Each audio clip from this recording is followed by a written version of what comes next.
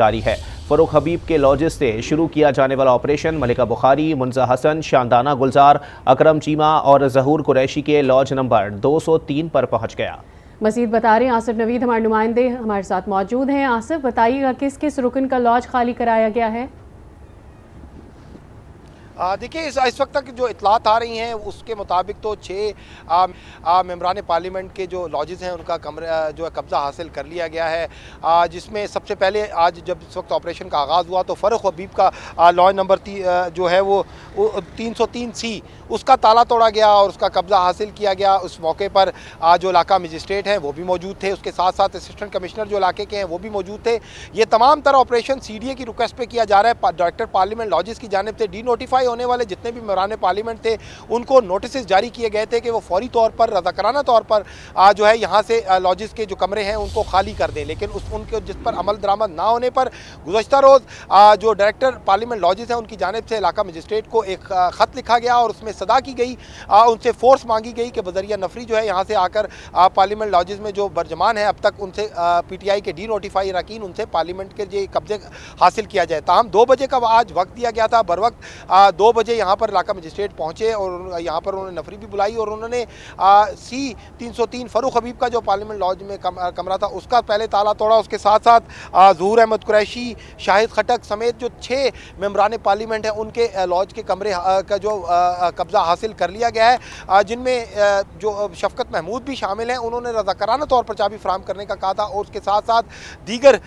जो 2 अरकान पार्लियामेंट की इतलात आ रही है, शानदाना गुलजार समेत, जिनको 2 दिन की मोहलत दी गई है कि वो रज़ाकाराना तौर पर जो है वो कमरा खाली कर देंगे। उसके साथ साथ 8 दीगर डी नोटिफाई होने वाले मेंबरान पार्लियामेंट जो है उनकी जानिब से भी आज रात तक की जो है मोहलत मांगी गई है इंतज़ामिया से, इलाका मजिस्ट्रेट से, कि वो हर सूरत में जो है वो खाली कर देंगे। तो ताहम उनको अब मौका फराहम किया गया है आखिरी कि वो रज़ाकाराना तौर पर खाली कर दें। जिन्होंने बिल्कुल किसी किस्म का रद्द-ए-अमल नहीं दिया था उनके जो है वो लॉज के ख़िलाफ़ कार्रवाई की गई है, जिन्होंने वजाहत दी है और उन्होंने मोहलत मांगी, उनको मोहलत फराहम कर दी गई है। और इस वक्त बताया ये जा रहा है कि ऑपरेशन जो शुरू किया गया था वो उसको रोक दिया गया है।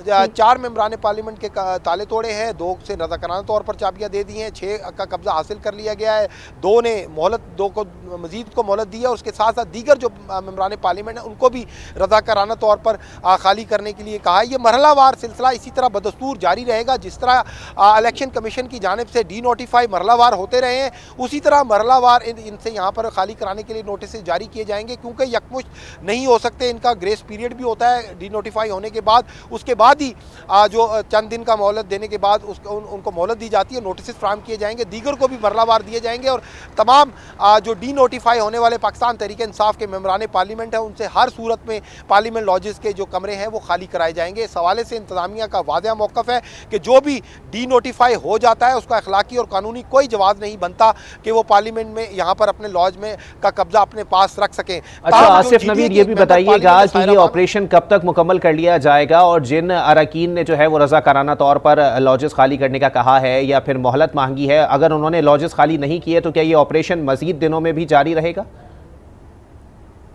देखें, ये ऑपरेशन मरहलावार होगा।